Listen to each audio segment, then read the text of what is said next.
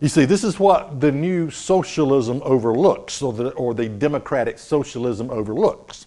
That yes, all men are created equal, but not all men use their gifts and talents equally. It's a matter of choice, you see. The United States Declaration of Independence says this: "We hold these truths to be self-evident, that all men are created equal, that they are endowed by their Creator with certain inalienable rights, that among these are life, liberty, and the pursuit of happiness." Yes, all men are created equal by God, but not all men use their gifts and talents equally. And because they don't use their gifts and talents equally, you have rich men, you have poor men, you have highly successful people, you have abject failures.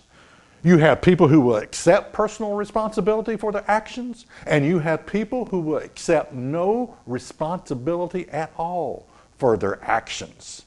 Yes, the new socialism, or the democratic socialism. Again, in a modern wealthy nation, no one person should be too poor to live. You know, and the ideology that is being promoted today is just that. We are so concerned that we want to create everybody equally. Equally, yes. Now, I just wonder what would happen. Imagine this. You ought to try it sometime. If you walked up to a bum on Skid Row, living on the streets, and just began to peel off $100 bills and said, "Here, go get yourself cleaned up. Go get a job. Go get a productive job. Get back in touch with your family.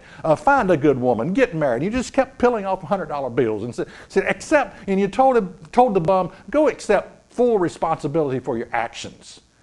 He would probably look at you and say, "What in the hell do you want from me?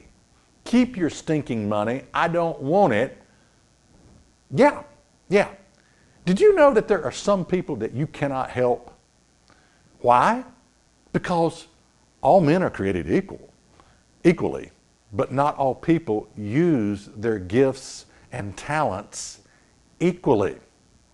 Matthew 7 and verse 6 says this: "Do not give that which is holy to the dogs, nor cast your pearls before swine, lest they trample them under their feet and turn again and tear you." Well, you know, just recently, about a year ago, there was a church from where I live, probably about 3 miles down the road. It was a lady minister that served that church, and they had a guy coming there that sort of a guy lived on the street and very poor, and the church was going to try to help this guy, and they had collected some money. The council had agreed to collect some money for this guy. They hadn't given him the money as of yet, but he got wind of it. This poor bum got wind that the church had set aside some money for him, he came to her house at night, demanding that this minister, give him the money. And she said, "No, we're not giving this to you as of yet." Well, he turned and bludgeoned her to death. They said the crime scene was hideous. Blood all over the walls, blood on the ceiling, blood everywhere. He killed her. Now, what's my example? What am I trying to say here? I'm trying to say that there are some people that you cannot help, and you better have the wisdom to know the difference between who you can help and who you cannot help. Because if you approach this new socialism with the idea that no one person should be too poor to live, and you set out to try to help everybody who really doesn't want to be helped and who will not accept personal responsibility for their actions, you could get yourself killed. You could get yourself killed. Check us out on the web at isthatreallyinthebible.com.